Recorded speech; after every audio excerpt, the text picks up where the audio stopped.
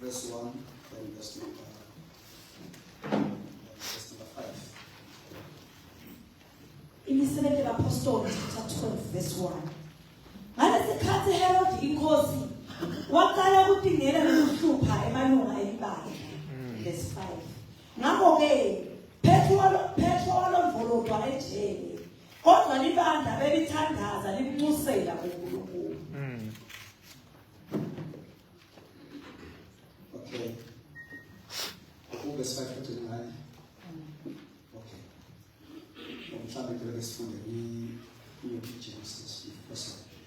Now about that time, Herod the king stretched out his hand to harass some from the church. Verse 5.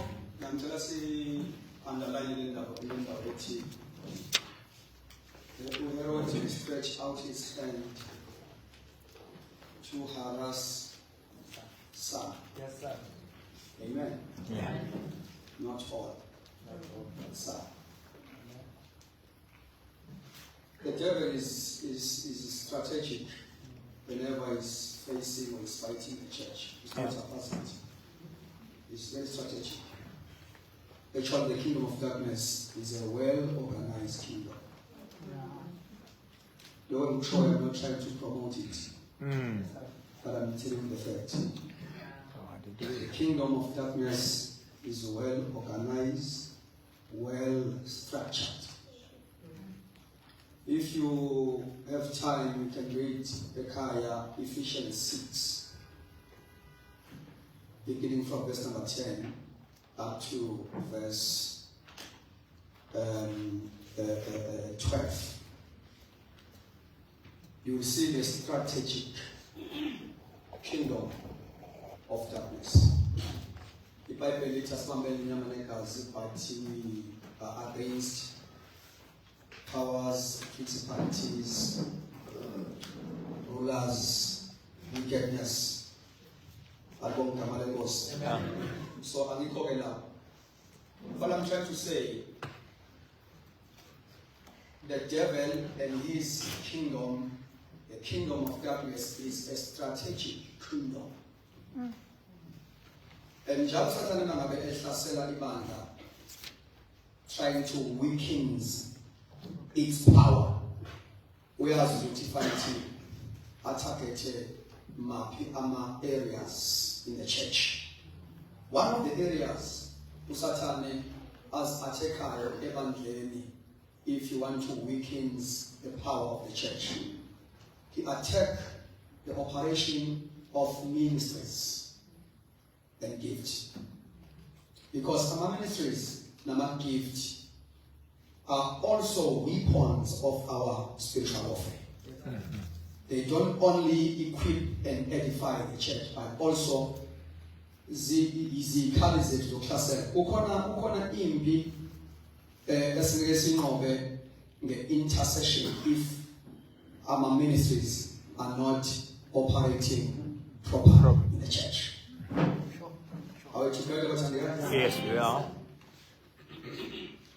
So he stretched his hand to attack some. So, and praise God, this early church understood uma uboshwa uPeter, kwangaboshwa uPeter, kwaboshwa iministry. This was an apostolic ministry that was in jail. It was not a person per se. Yes, sir. Sure. Usatana kanandaba nebandla elikhonza linga-operate kwi-dimension ama-ministries. You call it Amen. That is why, as we speak about a praying church, whenever we pray, we must pray the informed prayers. Singatandaze out of passion without information. Because no prayer esiyenzayo without information ihamba nge-passion kuphela. Ayinayo impact. Fanele sazi ukuthi uSathane lo ne-kingdom yakhe yiziphi izinto, what are the areas abazithagetile ebandleni likaKristu. You see, why uSathane, one of the things as athekayo kube nama ministries. Why? Because it was not a person that was in jail, though it was a person, but it was not a person. Peter ubalwa as one of the pillars of the early church. One of the leaders as we forefront. Glory to Jesus. Hallelujah. And the apostolic ministry is one of those ministries that are foundational in the church. The Bible says, Nakiwe phezu kwesisekelo sabapostoli nabaprofeti. So prophets and apostles, those are foundational ministries. Now, kuthiwa besakiwa phezu kwesisekelo, asakiwa phezu kwabapostoli. Sakiwa phezu kwesisekelo. Apostolic and prophets. We are not built upon apostles and prophets. Yeah. We are built upon the foundation. Yeah? Which means apostles and prophets have got a special grace, yeah, to release a revelation of Christ, because this foundation is the revelation of Christ.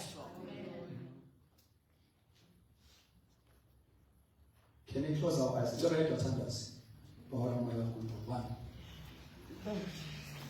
Egameni likaJesu Kristu waseNazaretha amandla yathathandaza kulesikhathi sanamhla we bind every spirit in the name of Jesus. In the name of Jesus. Hallelujah. Glory to God. Glory. In the name of Jesus. In the name of Jesus. In the name of Jesus. We pray, Jehovah, we command. Glory to God. We thank you, Father. From the west, from the north, Jesus, in the mighty name of Jesus, we are coming with the army of heaven. In the name of Jesus, we praise your holy name. Now, sakiwa ke phezu kwesisekelo sabapostoli nabaprofeti. So isisekelo is a revelation of Christ. So uthe uJesu uma ebuza abafundi bakhe ukuthi abantu bathi ngubani, baphendula bamnikeza ama-answers ahlukahlukene, but it was only Peter owaphendula with revelation. Uthi, you are the Christ, the Son of the living God. Yeah. And uJesu uthi usisiwe na Simon kaChona, because flesh and blood ayiwabulelanga lokho bantu babosezweni bese upon this rock, upon this revelation that we are releasing, I will build my church. So, being built upon the foundation, upon the revelation of Christ that is released by apostles and prophets. So, they've got a special grace to release the revelation of Christ. So, apostles are foundation layers. Uthi Paul njengenyanga yokwakhe ehlaniphile uyabeka isisekelo. And the foundation is one of the things that determines the lifespan of that building. Ukuthi lento yakhiwayo izolasta for how long, it is determined by the foundation. Praise God. The foundation determines ukuthi lento yakhiwayo izokwazi ukumela ama-storms of life. It is determined by the foundation. That is why ibandla likaKristu from time to time it must be exposed to these two ministries.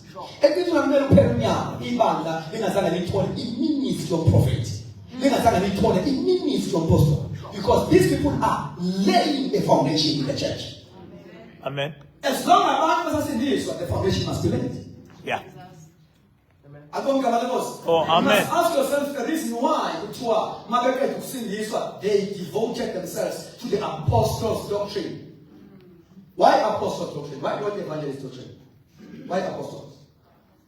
Amen. The foundation must be laid. So they come up with doctrines that are foundational, that build the faith of shaken. So Herod stretched out his hand to harass Sam.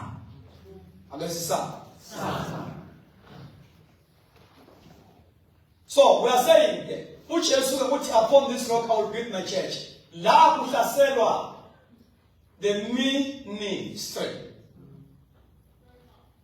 My church, I will build my church. Umbuzo uthi ulakha kanjani esezweni. Ephesians 4 verse number 11.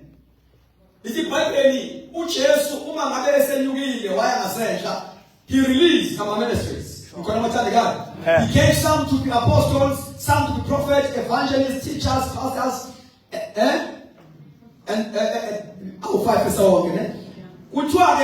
verse 12, uthi, for the equipping of the saints. That's how Christ built his church. These 5 ministries, the extension, your ministry, churches, if the 5-fold ministry is not in operation. Oh, amen.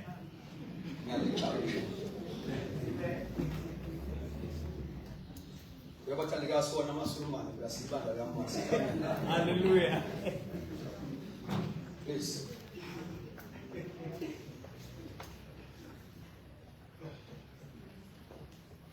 Praise the Lord. Amen. The church must then, number 1, to acknowledge ministries. Praise God. Promote ministries. Give ministries the right platform to operate. Hallelujah. So, today is one of the areas amadimoni azihlaselayo ebandleni to weaken its power. Hlasela ama ministries and gift. Actually, ukukhonza webandla iprogram wayengasebenzi. Ama ministries angasebenza short. Because there will be no edification there. Yeah.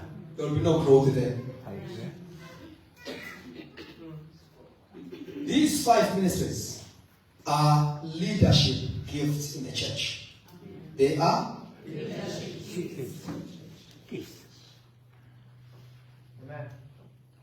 You should tell Lord, Ibandla does not have biblical leadership up until these ministries are in full operation in the local church.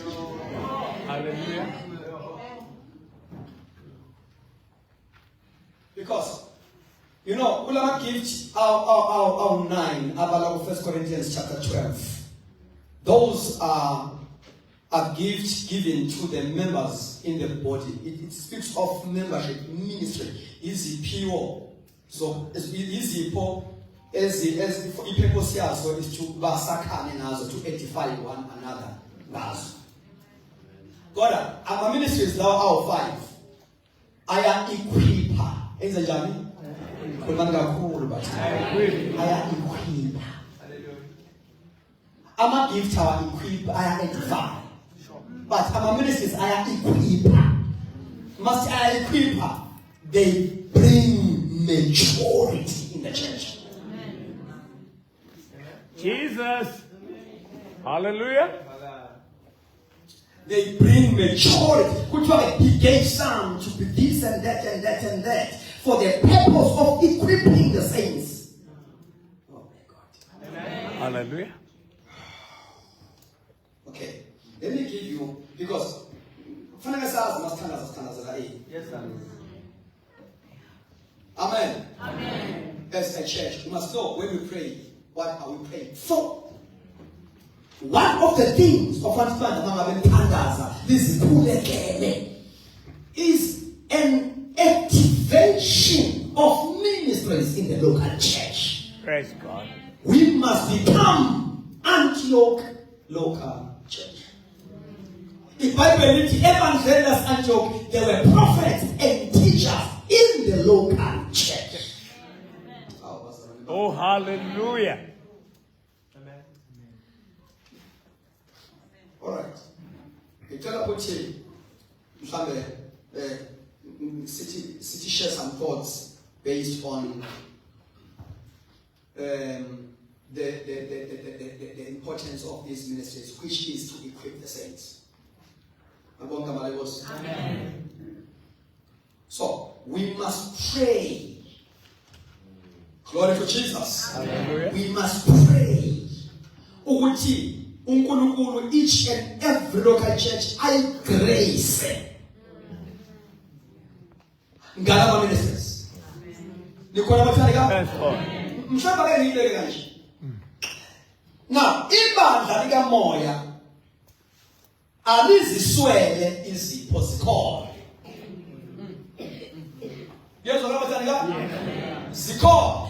1 Corinthians 12 verse number 7. Funda in NIV. Funda mashishana. Kwenda kuichaza. Zikhona.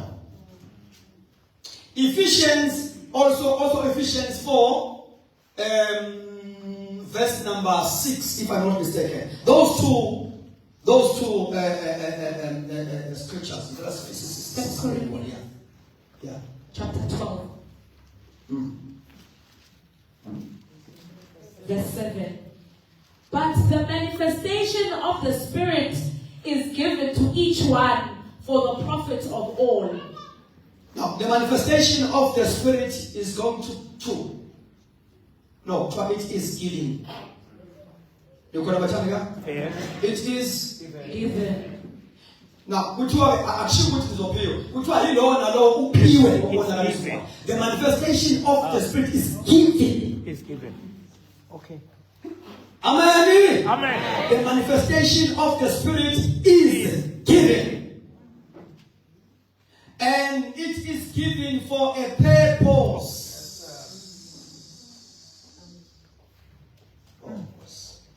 It is given for a purpose. Glory to Jesus. Hallelujah. The purpose it for the profit of them all, or for the common good. Now, the manifestation is to make something visible.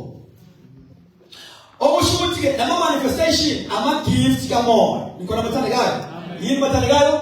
I'm a gift, come on. Not only the manifestation is given. We should heal on the law, Piwe, Vesa, in presence, come on in his life.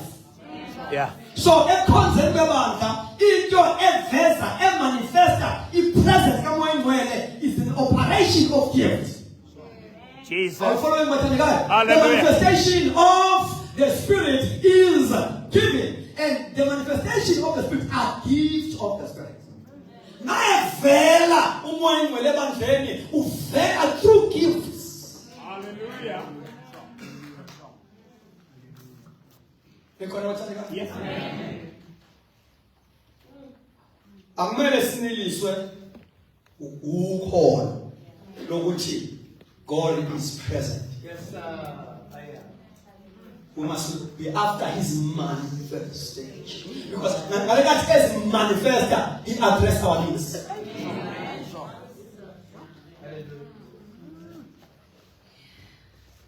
What is your name, my girl? Janine, stand up. Just stand up. Wait back. All along, she was present.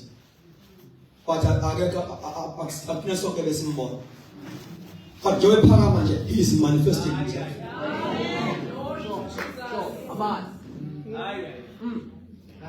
You can watch it. Sit down. Jesus. The manifestation of the Spirit is given. So we must pray for those manifestations. My manifestation, verse number 8, to some is given a word of wisdom, a word of knowledge, some healings, some miracles, some speaking gifts of gifts, speaking in tongues, some interpretation of tongues. Those are manifestations.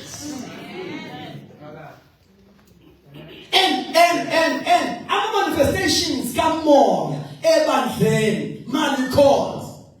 Enza futhi ukukhonza kwebandla kube evangelistic. We can win souls nge manifestation kamoya in the church. Hallelujah. Abantu that can come and bow and confess the Lordship of Christ in our midst. Now the figure the best and the figure the operation. Yamakind.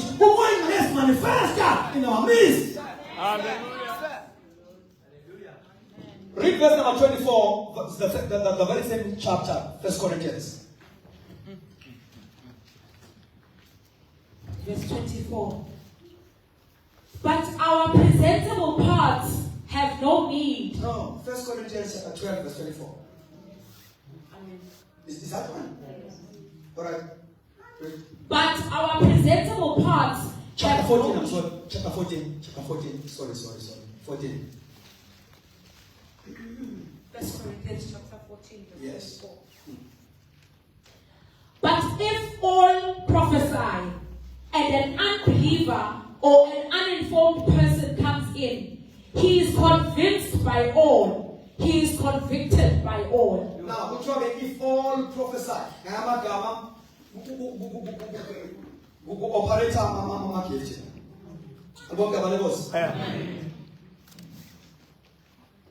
I'll share verse 23. Verse 23.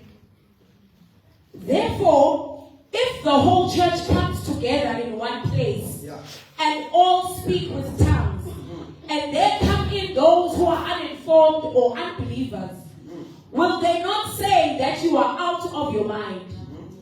But if all prophesy, and an unbeliever or an uninformed person comes in, he is convinced by all. He is convicted by all. An unbeliever, which are la, ngizakshesha masiba English, ngabe siyafunda ngeSwati. La ibandla liyakhonza bese ngena umuntu ongakholwa, an unbeliever. Khona bathandekayo. Efika the prophet endlini. Albonga kama Jesu. Umwengele ethi manifest himself in our midst, through believers. Praise God. And then there comes an unbeliever, an uninformed, uneducated of spiritual things. Praise God. Efika lapha ke kunama operations kamoya. Nikhona bathandekayo. Kuthiwa he will be convinced. Kuzokwenza conviction. Because umwengele kuthiwa mayesefikile, he will convict the world of sin. Okay. He will be convicted. And the wolves.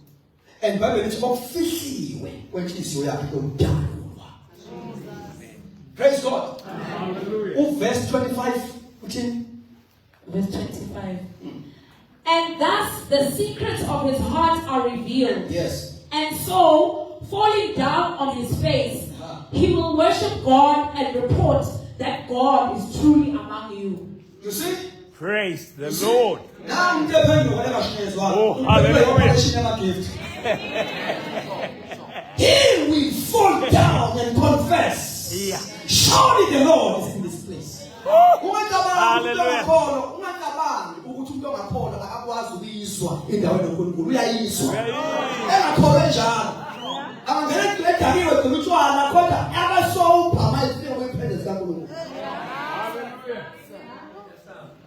An unbeliever will come. He will be peace in his heart and be convicted. Glory to Jesus. The hidden things of his heart will be exposed, and he will fall down with his face and confess, surely the Lord is in this place. Yeah. Hallelujah. Yeah. So, ukonza, what the church must pray for. One of the things, ibandla okumele lizithandazele. Singafuni ukusonta in this season. Please.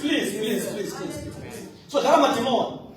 Sokhonza nezangoma. Sokhonza nemantu efaka intambo ngoba amandla awekho endlini. Be serious.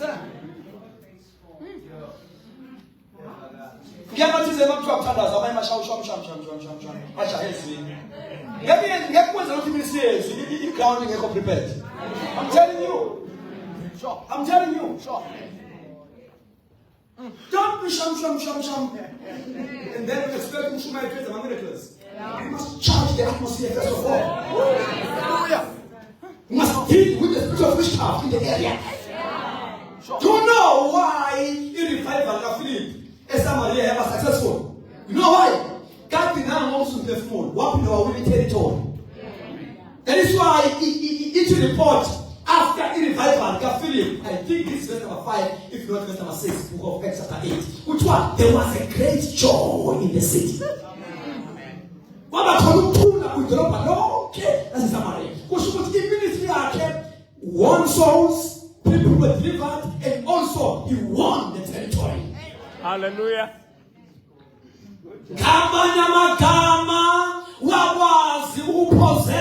The gates of Samaria. Oh my God. Jesus. Glory to Jesus. Hallelujah. One was to possess the gates of Samaria. One occupier, one possessor, one remover, the chief demon of the area, one possessor of people. Glory to God.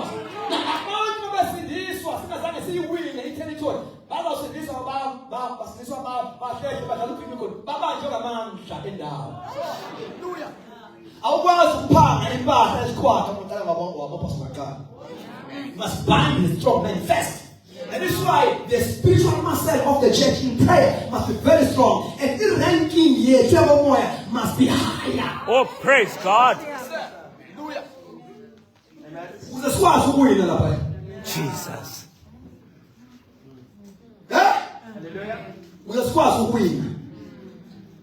Our rank, spiritual ranking must be higher than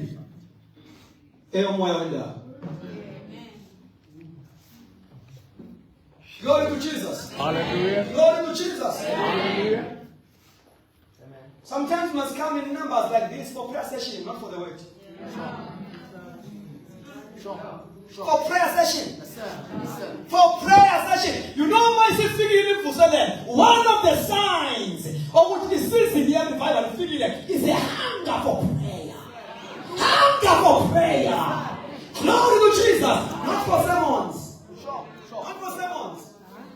People say that is around my sermons. Sorry, pray. Sorry, pray. It's around my sermons. Sorry, prayer. Glory to Jesus. Amen. So, usatane attack evangeli, i-operation yama-gift nama-ministries. Kumele singavumi kule season ukhonza usilent sure. Ama-gift kamoya engasebenzi. So ibandla lathandaza unlock i-gift iministry ayayiboshiwe kwehingilosi. Praise God. Glory to Jesus. Because the assignment that Peter ibingapaid. Yes, so he has been to preach and take the gospel to the Gentiles. Hallelujah. Oh. Hallelujah. Lagereza ibandla, lagereza iminyango yepilongo, lagereza namajole mthandazo. Glory to Jesus. Amen. Because abathandakayo lagereza kwezingilosi in a miraculous way. Jesus. Hallelujah. Oh, glory. Oh, glory. Peter thought he was dreaming. Phew.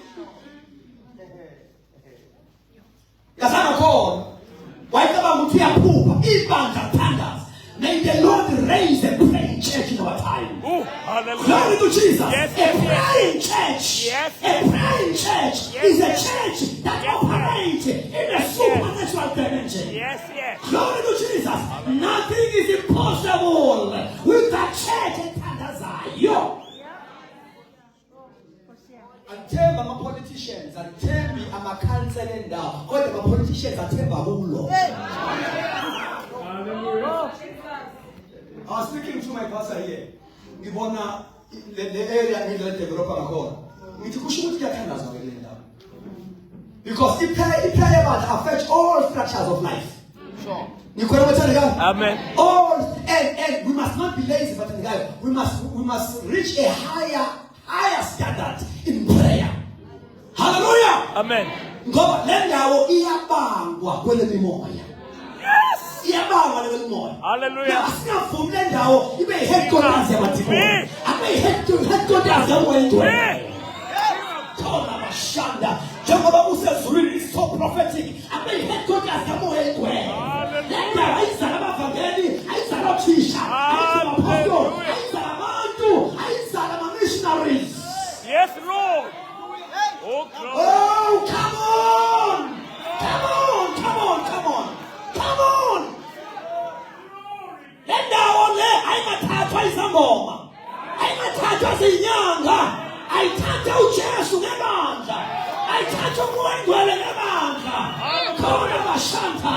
Yes. Izizwe zonke zomhlaba ziyogijimela kuyona. Once uJesu waba inkosi yamakhosi, wahlala ku-throne yale ndawo through our prayers. Oh, glory. Hallelujah. Hallelujah. We must quit to be religious in prayer. Hosea. Huh? No, it's not religious, it doesn't. Sure. Hallelujah. We must be prophetic. Yes. Praise God. We must learn to pray governmental prayers. Hey, Hosea. Governmental Prayers. Sure. Squads will become orders. Yes, sir. Let there be, let there be.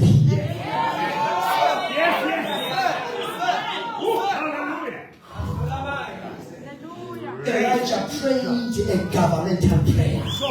Wachikupinda ka Yehova impamba. Angabe sabana masolo. Wacommand nature. Umphanazo wakhe violated the laws of nature. Glory to Jesus for peace with Ramana for 3.5 years. Yes.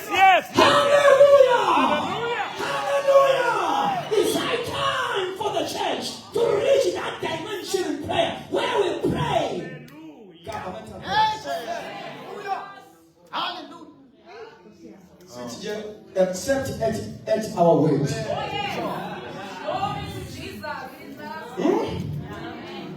Uthi Elijah angabekisaba namazolo. Angabekisaba namvula. Accept at my words. Okusho ukuthi imvelo izongilinda. Izawulinda mina imvelo. On your side. He's also an imvelo. Accepted my ways. Hallelujah. Do you know why he stopped the rain? He was challenging Baal. He was proving Baal wrong. Baal was believed as a god of the rain. Hallelujah. So he was mindful to Elijah. He had to test it. He had to prove Baal wrong first of all. But in focus, your object of worship, Israel was diverted. Yeah. So he had to deal with an object of worship. Yeah. Yes. Hey, Approve no Baal as a conza. I'm proven wrong. Yeah. Elijah. The first mention of the name Elijah in the Bible. And it's 1 Kings chapter 17 verse 1. And it's the first mention of Elijah as a prophet. I have a prophet over the thunders. Because that is a foundational primary ministry of a prophet. A primary purpose of a prophet is not to prophesy, it's to pray. Pray. Because there's no prophecy without prayer. In cause of no prophet, I call no prophet of thunder.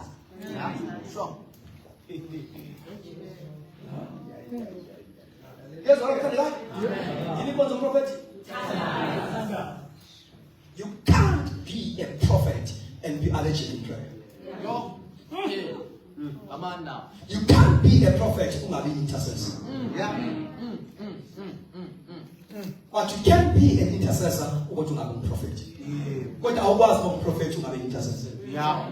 I'm sure unless it goes so to Zamsa. Jesus. So prophet who team no kulungu ngadlala naye.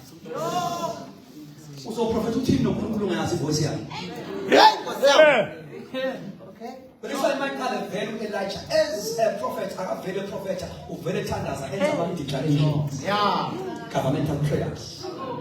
Locking the rain. Glory be to God. Hallelujah. Families yangana for 3.5 years. Uthi uzona accept my way. Awusunyakazi. Ulinda mina. Yes, what I'm telling you. So, usathana may attack ibandla, attack noma ngabe yini. And yes, it does attack us kuma ngawo namhlanje u-attack ama-gift and ministries. Ngoba akukho kwakheka kwebandla engasebenzi ama-ministries, fivefold ministry.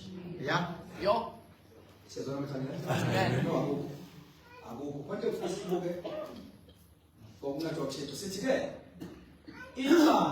ibandla likamoya, the Pentecostal church, an apostolic church, Ibandla according to the New Testament, ibandla elinazo izipho. Ibandla elinawo amaministry. That is why in 1 Corinthians 12 verse number 7, uthi the manifestation, ukhulunywa nebandla laseCorinthian, uthi uyabhalela uPaul, uthi the manifestation of the Spirit is given to each and every one of you. Hallelujah. Amen. Bese yakalewa abale manifestation, which are gifts of the Spirit. Uthi omunye unalokho. Omunye is lovers. Omunye i-word of wisdom. Omunye i-faith. Uthi kaya nomoya with the same Spirit.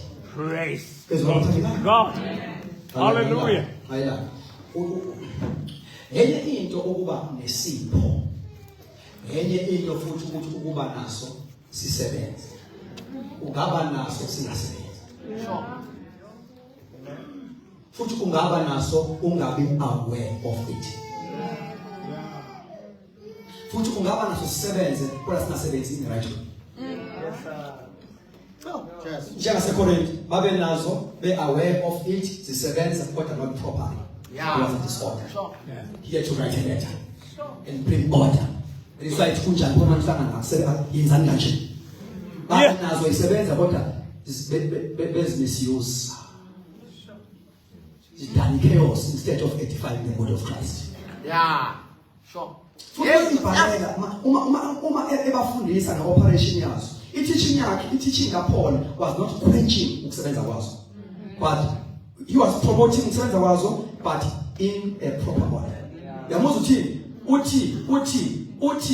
uthi desire to prophesy and do not forbid to speak in tongues.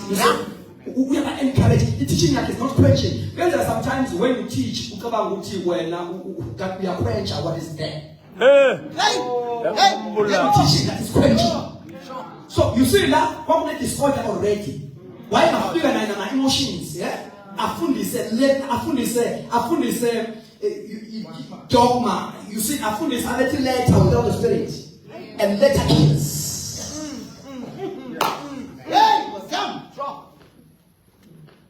But he was a leader with a sober mind, a sound mind. You can imagine the guy, ever address the chaos, and I address my emotions. Well, sometimes, man, the chaos, I'm a leader, I'm a family. Maybe addressing my feelings, but I address my wisdom. As a result, that even call, none of us are said. Hallelujah. Yeah, he's doing a figure even then.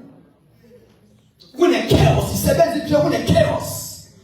And that's what? That's it. That's it. In morning, Gane, Ebula is teaching Unegane Tule. Awesome.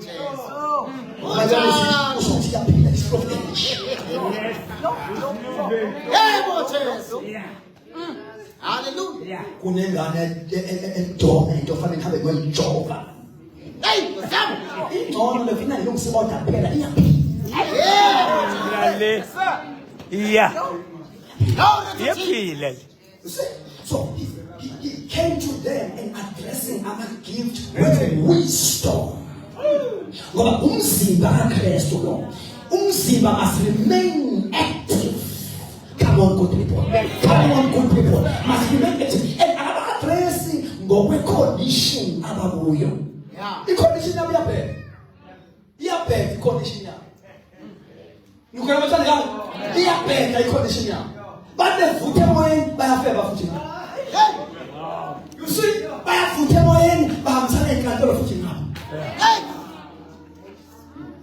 You see, there's the song esinyenziwa nabangakhona. Kodwa mayiba-address i-chapter uqala. I-chapter uqala. Mayibabingelela nje uthi kubo abangcwele. Hayi kuba bafela. Uthi kuba abangcwele. Aba-address ngokwe-condition. Aba-address ngokwe-position. Abanayo in Christ. Ngoba in Christ ungongcwele. Uthi kubo abangcwele. uNkulunkulu ngani ukuthi anisilelwe nasini isipho sabo ukuthi sibonke uNkulunkulu ngani ukuthi ngicejisiwe entweni zonke. Akayi address condition. Usakhomenda. Wena ungafika nje okay ya nenzani. Ya profeta kodwa kulukisona. Abakala lapho kusukumo abantu. Amana apostle. So. Now the face of God. Now, qhubeka. Une-wisdom your approach the condition. The condition we approach the position. Hey, condition yabo, imego yabo, we address the position yabo. Praise God. Ngoba abangcwele uthi ngicekiswe entweni ngicebile entweni zonke. Uthi anisile lona sinisipho sakamoya. Yeah. Silalelani anginakukhuluma ke njengabantu bakamoya. Yeah. Ngizokhuluma ke njengabantu benyama. Kodwa useqala wafaka kwiposition. Yes. So. Now uzo addressa i-condition yabo esebefake kwi-position yabo. Yeah. So now when we speak about argument, in teaching yake is not quenching. What is that? What is there? Who desire enough to prophesy? Don't forbid to speak in tongues. Kanti futhi yiyo inkinga enkulu kwaku uhulubhaya Actually, in chapter 14, he was trying to strike a balance between the importance of prophecy and tongues. Ukuchaza ukuthi ilimi ze-devotion zinhle Moses kakhulu in your closet. Ngikona mthanda bese ke uthi kakhulu ngani prophet.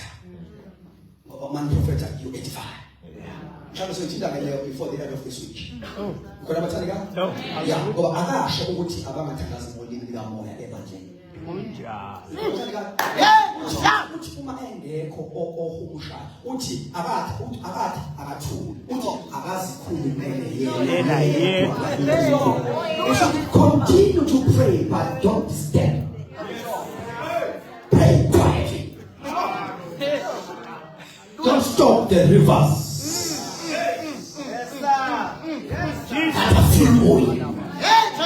Allow the program but as you are sitting down, let it flow to the end. Oh, hallelujah! Hallelujah! Glory to Jesus. Now, he strike a balance. Now, ama-gift for asebenze ebandleni kodwa asebenze nge-order yebhayibheli. The intention of what ama-gift is to edify the church. Hallelujah. Is to edify the church of Jesus. Yes. Praise the Lord. Hallelujah. Now, sithike kuyenzeka zibe khona zingasebenzi. Zibe dormant. Ube nasifo kodwa singasebenzi. Sila. Belibona ibandla lilalela izipho. Elivule inkonzo ngomkhulu ozelwe ivala, ngaze ngaqala khona. Zilele izipho. That is how Paul Timothy he used to encourage him. Stir up your gift. Fan it into flame. Against the slide. It's the dormant. Yeah. So the more we teach him about our gift, is the more we are stirring the gift of the Spirit. So if he teaches our gift in the Kevin, Zala is impossible. Hallelujah. Amen. Right, if you look at Ephesians, my sister, chapter 4. Glory to Jesus. Amen. Ephesians chapter 4. Yeah, I'm calling verse number 6. Verse 6. One God and Father of all, who is above all, and through all, and in you all. Verse 7. But to each one of us grace was given according to the measure of Christ's gift. Yeah. 8. Therefore, We are using the grace was given. Amen. Amen. Grace was given. To each one of us, grace was given. So, akekho umuntu ongenayo nature of grace. We all have. That's right. The measure of grace. Yazi ukuthi umona ebandleni ukhala ngani? Ukuzivumela ukukhonza isikhathi eside ungazazi ukuthi ubizweni. Uyosifana nomona nabantu asekazazi. Hallelujah, zosifana banje thina sinikeze. Lalela ebandleni likaJesu asinikezana. Isipho somuntu siyamvulela indlela. Sihlaliswe nabakhulu. Amana apostoli. La ebandleni kwakunzi yayibeka. Kwakunzi yayibeka. Ibandla kamoya kwakunzi yayibeka. Hawu Nkosi yami. Sipho somuntu. Simvulela indlela sihlaliswe nabakhulu. Hayi ama complaints ukuthi mina ngiyabangihleli abangifaka. Asibakani sibaba umoya.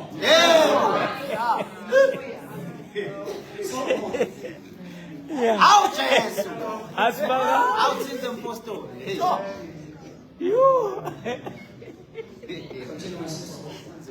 But to each one of us, grace was given according to the measure of Christ's gift. And don't kubalekile ukuthi sazi ukuthi when God gives ama-gift ukunikeza i-nature. So, i-strength se-ministry yakho, i-strength se-gift yakho, sincikile futhi ekutheni ungathi go beyond the measure. Kwesi sikhathi ufuna ukuba womunye umuntu. Hayibo. Yeah? Yeah. Futhi ukwazi uku-operate within the nature of grace that is given to you. Glory to Jesus. Hallelujah. Because une-impact, unamandla ngoba usebenza according to the measure of grace that is upon you. Hallelujah. Qhubeka ufunde sisi.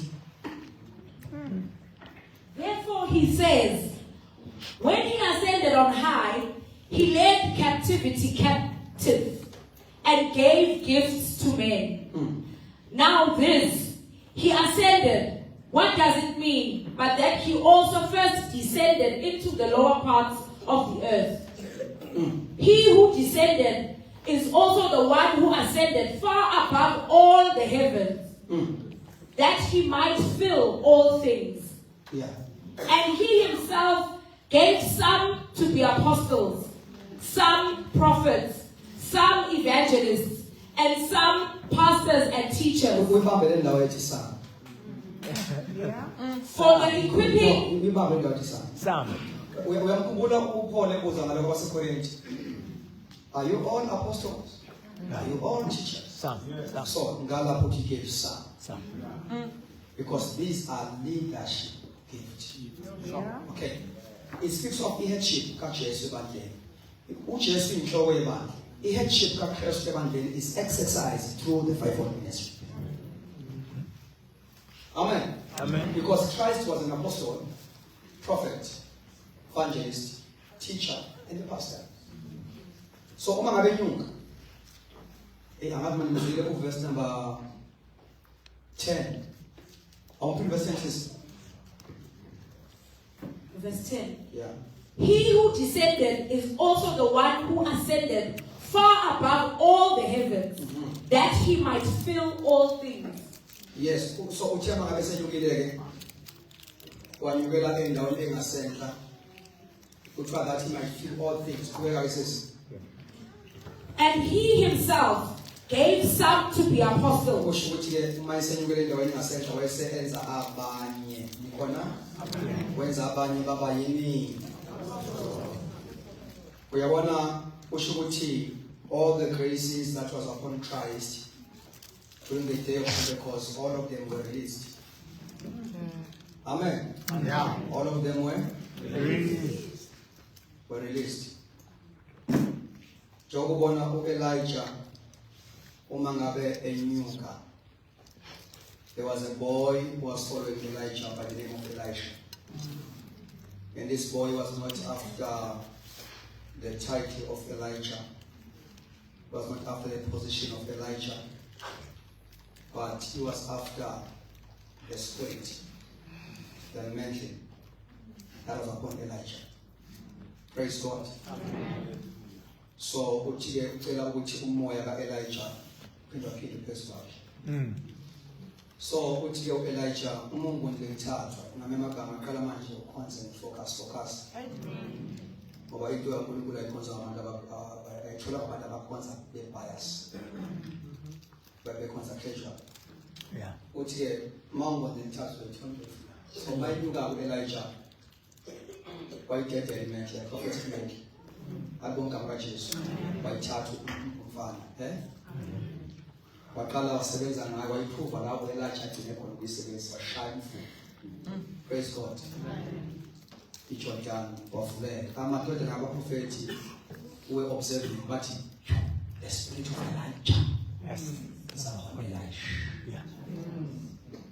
So Elijah uhambile kodwa his spirit is upon his left, his mantle is left, but he's gone, but his mantle is. Yes. So our Elijah, Jesus,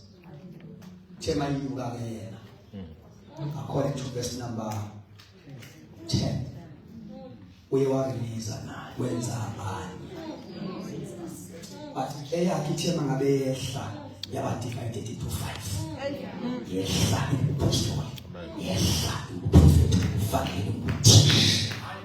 Hallelujah. No. So Elijah, we extension in ministry of Elijah. So if 5-fold ministry, extension in ministry of Christ, says we. God unabantu abengathisiwe. Amen. So the authentic minister of Christ.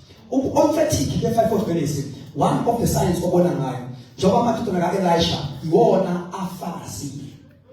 Athi umoya ka-Elijah is upon Elijah.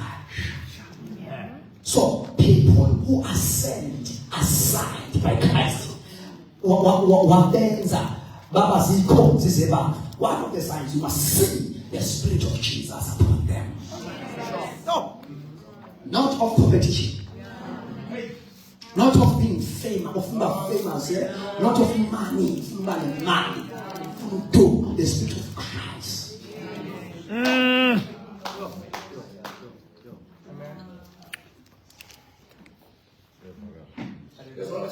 That is very important.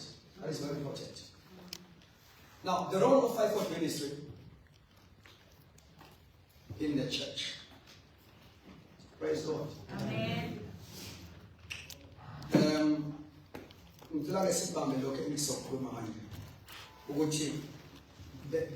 The full restoration and activation of all 5-fold ministers will bring about teaching, training, activating, mentoring, and maturing of the saints. Amen. Amen. The full restoration and activation of all 5-fold ministers will bring about teaching. Praise God. Amen. Training, activating, mentoring, and maturing the saints. The 5-fold ministers are builders. They're not just preachers. They are builders. So Yeah. Amen. Hallelujah. These are matured ministers, both in character and in understanding their ministry.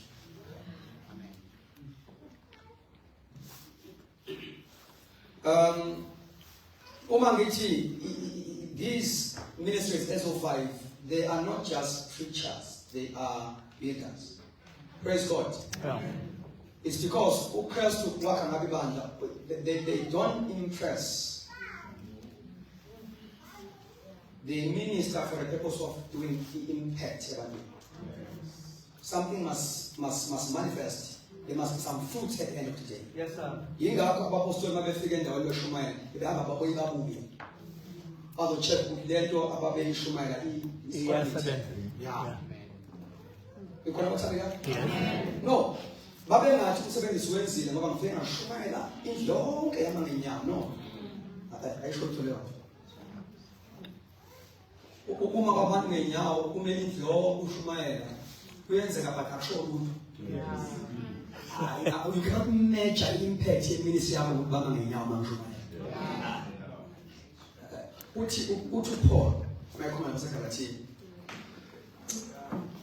nginenimba nginenehelo ngani abathi Christ is fault. No. Up until Christ is fault. Oh. So I'm not there's a goosebumps, but up until Christ is fault. Hey, what's that? If mina ngiyojabuliswa ukumbona i-develop i-character kaKristu. Yebo. Sengibeka izandla nawe nabuya phansi, I won't impress lokho. I want to see the character of Christ. Yeah. Build in you. So these are not preachers. Abantu who knows how to put line upon line, precept upon precept. They build the purpose in mind.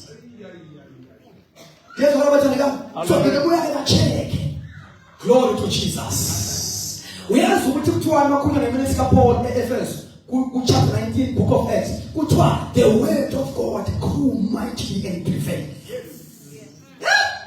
The ministry of the word was prevailing in Asia. Manayonge went upside down. Where shall the economy? Hallelujah. Oh, hallelujah! Hallelujah. Utiana waluza masaye. Yeah. Glory to Jesus. Yes, sir. The economy has a face. Yeah. Praise the Lord. Praise the Lord. Oh, Hallelujah. the word grew mightily and prevailing. So there must be a prevailing of the ministry of the word. Hallelujah. Hallelujah. Hallelujah. The ministry of the word cannot prevail because you should wear on now. No. Oh, let's just what's up. Oh. Hallelujah. No. Oh, Jesus. Yeah. Sisemsebenzi nomkhulu bathandekayo, especially us as abafundi. Umkhulu umsebenzi. Uthi uNehemiah mabe uthi no, I cannot move here because I'm doing what? Great work. A great work. You see? Every member in the body of Christ has a ministry and needs to be educated and activated into it. Amen. So that every joint may supply according to God's plans and purposes. So the purpose again, fivefold ministry, it is to equip the saints. And this is why it's to ukusebenza kwe fivefold ministry in the church. Amen. Yes, abantu abasuke kasheshe bahambe noma bahlala emuva. Uma wazizohambe masika 7. Hlala emuva lapha. Because abathandi mangiphithizela la ngaphambili ngaphala umsebenzi. Yeah. Because I'm teaching, I'm not preaching. Yeah. Amen. Amen. So then I'm gonna equip. Let's equip. Equip. It means to repair. I mean, once if I work ministry, these people who have to be there to equip they teach, they train, they mentor, they bring maturity. Yeah. Now, verse number 12,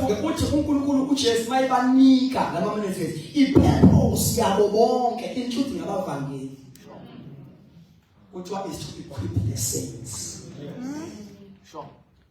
To know which the primary ministry of evangeli is not to win souls. Yes. It's to equip the saints to win souls. Hey, what's up? Sure. Oh, you must have. Evangeli mayisebandleni ulenza ibandla focus outside. Yeah, boy. Umvangeli mangabe esend local church, local church ifaka umoya we soul winning. We are equipped to win souls. Yeah, sure. Now, abona abafundisi who are supposed to do the work of ministry, ama sayings and the work of ministry. Verse number 12, bafowethu. Full verse number 12. Oh, yes. Fivefold ministry equip saints to the work of ministry. No. Ama-saints ofana ukuthi aye emasimini amaFilisti. I-fivefold ministry uSamson ilayida ibhungushe, sibhungushe zemasimini. Hallelujah. Akuyena umalusi ozalayo izimvu. Umalusi uyazonda zizane zona.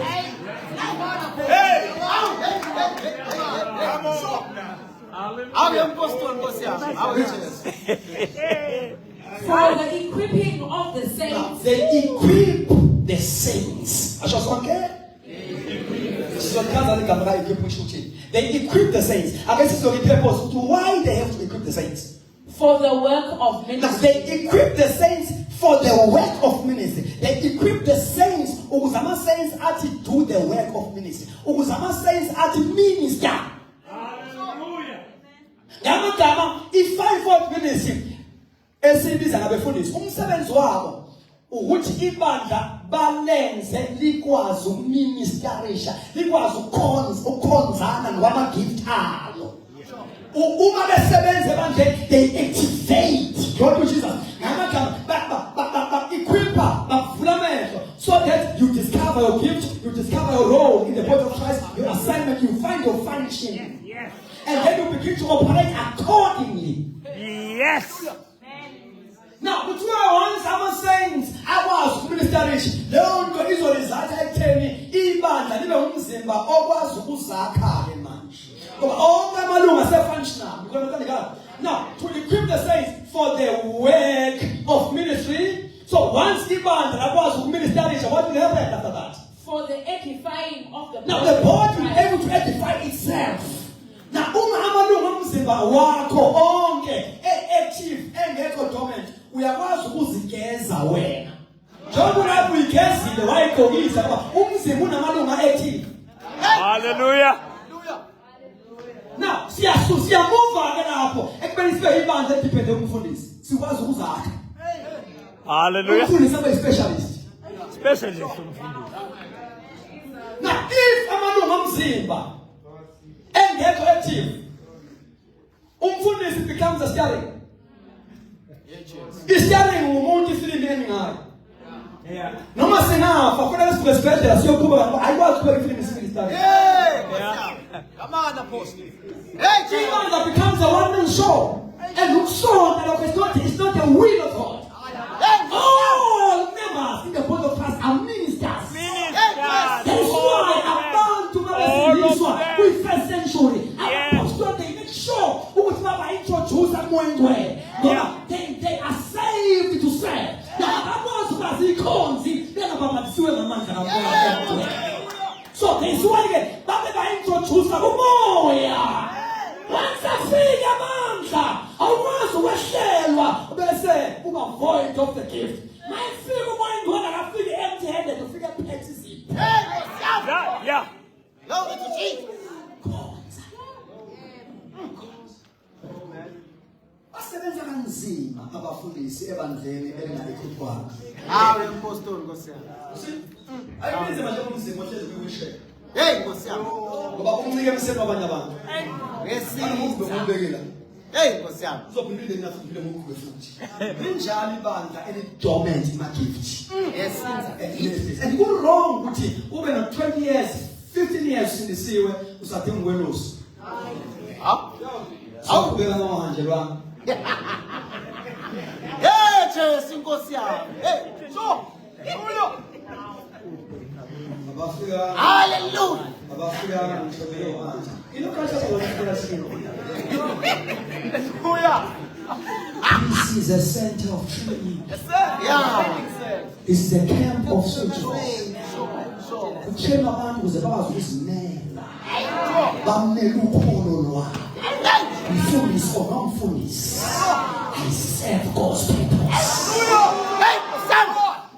Yes, right? So they equip you so that at the end of the day you minister and you must be able to stand for your faith. Yeah. Awukutsha ukuthi ngathi ngishone abanangihambe. Ukuthi ubani lokufelo. Ikho njalo. Isesikhundleni sesikhundleni so lishintshe inkonzo lisuka eyokhonza amabhili kutshe uNtalahanjelwana. Yabona ibandla if linga-equipa li-enjoy cabanga ukuthi lokho sesi-comfort zone. No, this is not the comfort zone. This is a camp of soldiers where people are trained to become soldiers. Become soldiers. Uyakwazi uthini uPaul adresse uTimothy uthi as a soldier of Christ. As a soldier, you must move from being imvu kaKristu ube yi-soldier kaKristu. Imvu njalo ithi but i-soldier. You must stand on your own. How come on, soldier? Umuntu what my figure is in better than test la God. Before God is possible to let me look. I am here. What you okay? Una yule muntu wayekela kusuka lapha. Akazama kazi ukukhula kanjalo ngokuthethela. Sanaqala itest yene. Jesus.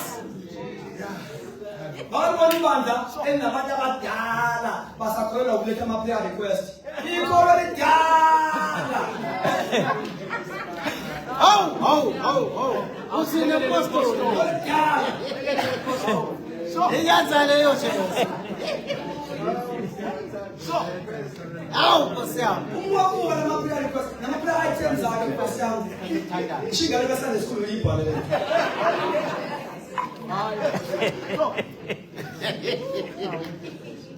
Yes. Nkosi yami. Yofunda ama-prayer request koshonela. Amakhola abadala.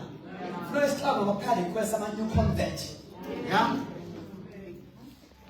When there is serious issues, serious issues.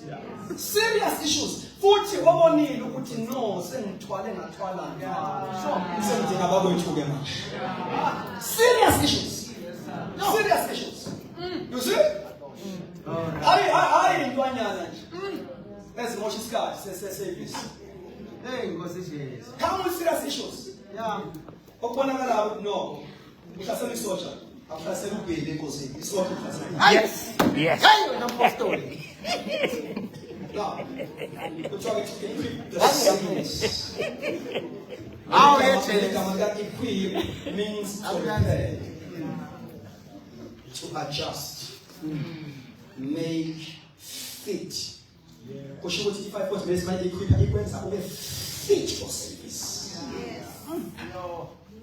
Yes, sir. Means to perfect something, to restore, to train and prepare. You are to Jesus. Amen. And then come and prepare for the Amani to prepare the saints. It means to equip with necessary knowledge for specific purpose. So the saints must be equipped until they are ready to minister. Praise the Lord. Hallelujah. So in summary, to equip, because we are closing now. In summary, to equip the saints is to give them tools. Is to help each one to find their function. Amen. Hey. I guess it's hey. Hey. It's not your function in the body of Christ also secretary as well. Yeah. Sure. Yeah. Yes. Yes.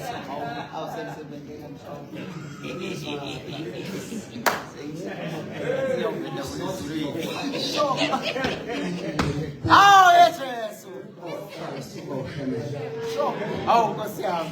Ibhayibheli alinaboshebe Enough. Yebo Jesus. lokho kusiza ibandla as an organization, not as a body, as an organization. Yeah. You see? This one nje u1 Corinthians chapter 14 verse 26. Akathi kunjani phela umhlangano umuntu bawusithatha, umuntu bawusithatha. Yebo Jesus. Nkosi yami. Abethi mabheyo.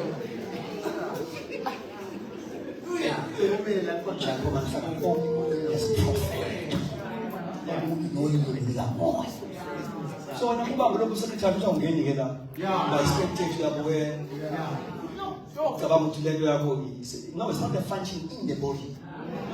You must learn to operate as a member in the body of Christ. Not as a member yesonto yasasins of God. As a member in the body of Christ. But for the fact that if I believe you are a member, it speaks of function. It speaks of responsibility. That's right. Alikho ilungu lomzimba wakho elikhona for the sake of balekho. Onke umzimba wakho asebenze konke amasebenzi. Wow. Esindiswa umoya ngcwele uyamthanda. First baptism ayenzayo ukubhaphathizela emzimbeni and you become a member in the body.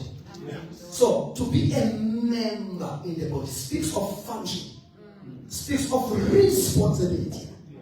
Or we should want to become part of this body as a member, you have got a role to play.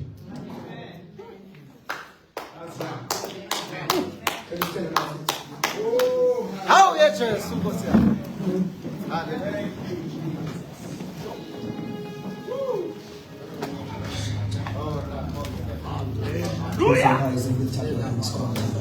Oh, Jesus. Oh, thank you, Lord. Thank you, Jesus. Lord, thank you, Jesus. Pray now, You are so wonderful. Oh, and my as you pray goodness. to the Spirit of God in the name of Jesus. Thank you, Hallelujah. Jesus. Feel the Holy Spirit. Thank Get you, to Lord. ease, get to ease, get to ease. Jesus. Get back. Kantala makonda zika pala koshante. Rapaka tola mashantala. Genze mai dwele. Kinabista keka. Emzibeni wako. Baba baba baba shantala baba. Hey! Imanga lonke liyatandaza. Ngegama lika Jesu. Ngegama lika Jesu. Ngegama lika Jesu. What is impossible with man? It is possible with God. It's more incredible than paradise. Get the money in Jesu. Get the money in Jesu. See a new, I call it that way. Oh my God, let's better be on tonight. In the mighty name of Jesus Christ. In the mighty name of Jesus Christ. Mantoka pada kusante. Ripa katola mashanta. Ikoni ndo. Umoye kuramile zayona. Ikoni ndo. Usamanza. Abukitenayo. You are gifted. The devil is a liar. He's going to activating some spiritual gifts, activating ministries. Ramako Shante, Entalababa, Korababa Shante, Rika Mondosi Alabashanda, Rapapapapapa, Tandaza, Umoinga, we are downloaded in your spirit. Shalabakula Bashante, Entapakarababa, Yalabo Shante, Ripako Shalaba, Zentelimaya, Raku Shalabaya Kante, Repeli Bashuka, Igosi Amatisa. Oh! Shanda is a man can avoid where is a good woman in Aziz. Honda la Baba Mayanta and Telendelica Bala Pula Bashanda Ulanta Labakada Zodea Ulima Kada Suka Pala Elima Suka Pala Kula Bashanda Kola Masikapala.